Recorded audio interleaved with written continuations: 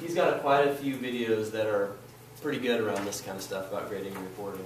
I like what he said about, we start with the outcomes in everything that we do, in our teaching, assessing, and reporting. And that's, again, one of the fundamental differences. I thought that I would just create a quick visual to illustrate what he said and connect it to our SIS. So what our SIS, what fundamentally it's going to do differently for us than what we have now is unify us around our ability to report in such a manner. So what Mike basically said was we start with the standards. And so the green components there are the standards. And then we figure out, system-wide, okay, what are the project tests, quizzes that are going to measure those outcomes that we want? In our current system, what he said was, and what we believe happens now, is we measure student progress against an assignment or project that might be measuring multiple different concepts and skills. And we give feedback based on those projects or quizzes or tests that aren't specific to the academic health of a kid. It summarizes. It's that summary piece I showed you at the very beginning where you take your kid to the doctor and give them a C or whatever. A lot of things going on there that we're not telling that student. So, in a proficiency-based system, we take the standards and begin to say, okay, the value of a project, assignment, and test and quiz is in that it measures the standard. Okay, so project A is valuable because it's going to measure these standards. That's the value of it.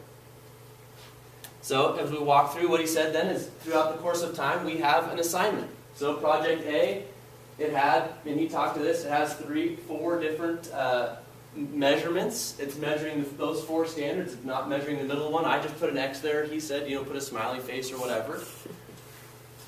So it measured those specific things. And so as you can see, we're gonna summarize this direction, okay, by the standard, and not this way by project.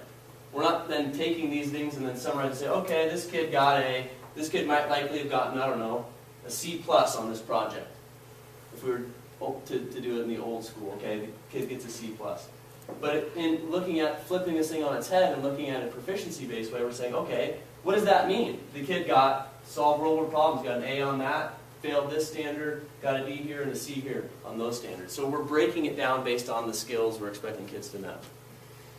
So as we walk through the course of a term, we have different project tests, quizzes, and as you can see, what we're asking our system to do then is to measure outcomes, the student performance on those outcomes.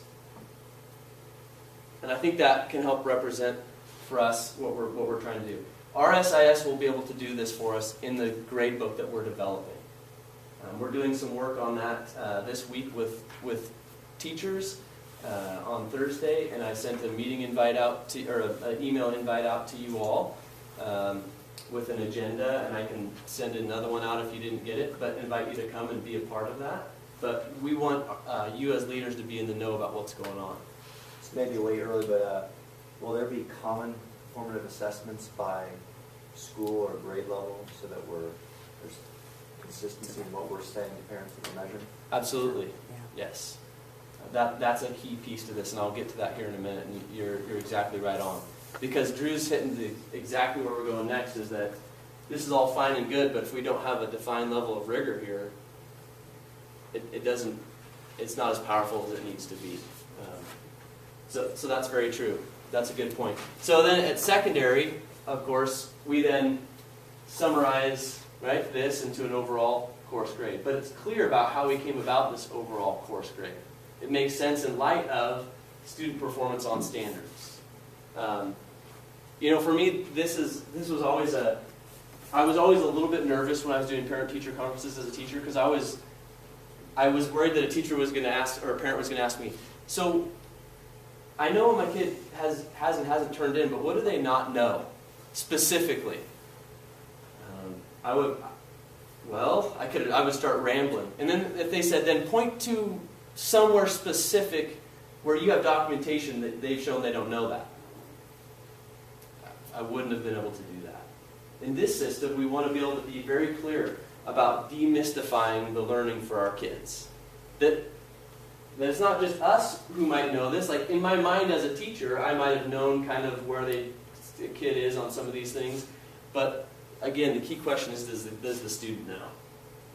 Because as you can see here, let's say we're reporting back to parents and kids that the kid's getting a B. They don't really know what that means. In this system, we can see, wow, it's not just that they got B-level work on everything. There were some things they really don't know. And in a system where we don't report that out, kids can make it all the way throughout and be very not proficient on certain standards and skills. And we're seeing that in our system, specifically with writing. Writing is the easiest one to look at because it's performance-based, right? Kids actually have to do something with what they know, and or they have to perform it. They actually have to write something. And we can see that kids make it through our system not proficient in concepts and skills, so that we need to be able to report back to them. So David, yes? in the SIS system, going by standard and getting the pilot that we did and kind of played around with Adam, is it progressive? I don't know what the words are. Progressive. So if you're better on your quiz point and power line, Yes. final exam, is that what the new system does for us, going across? So, yeah, Okay. is that your question? Yes, Okay. yes. So that's standard then. That's going to be standard in the new system. So what we're going to work on Thursday, which is why I want you to be there if you want to, is to talk about some of those things. We probably won't get into the minutiae detail of that yet, but our fundamental belief is, especially moving forward, is that we need to give teachers some freedom to make the best judgments they need for their classroom. For example, what Sandy's asking is, if a kid, does poorly at the beginning and then shows proficiency towards the end, how does that get calculated? And so what Rick Wormelli said was it's the most, common example level of performance over time. And there's some different ways to calculate that. I don't want to necessarily know if now's the time to get into all that detail, but the idea that in a proficiency-based system, we don't penalize kids for not knowing things at the beginning. That's the fundamental answer, I would say. So if at the beginning of the year, a kid's failing something or not doing well, and they progress and get better over time, we want to reward that. And Dave and Linda have done a good job. The second half of this meeting, after we get through some kind of moving period, at least some videos, and then connecting to the work, we'll be breaking up into elementary and secondary, and we're not ripping the Band-Aid off in one rip. It's going to be a little tug, and so it can structure to you in the sense of where we believe we're going. What Dave's talking about with this group really is the most leading edge of that group, that for those most early adopters, we want some templates out there for people that can just say, you know what, I want to try this. And they don't have to dig through all the minutiae because another person has thought through that. Over time, they might adjust it for themselves, but we're not saying everyone will be there next year. And I think the second half of today, this morning, will really help provide some clarity, at least in our vision of how we're going to get there. Yeah. And I thank you, Shay, for spelling that out. I mean, I think it is important that we're not just going to say, okay, now everyone fundamentally changed the way that you grade this next year. We're going to allow some flexibility and freedom for teachers as they move forward in the system. But thank you for asking that. Any other questions about this diagram? It's not necessarily new, but hopefully it's clarifying. And what's new is that we'll actually be able to deliver on it in a systematic way and provide you the tools. And hopefully teachers in your building that will be experts on some of this detail level work.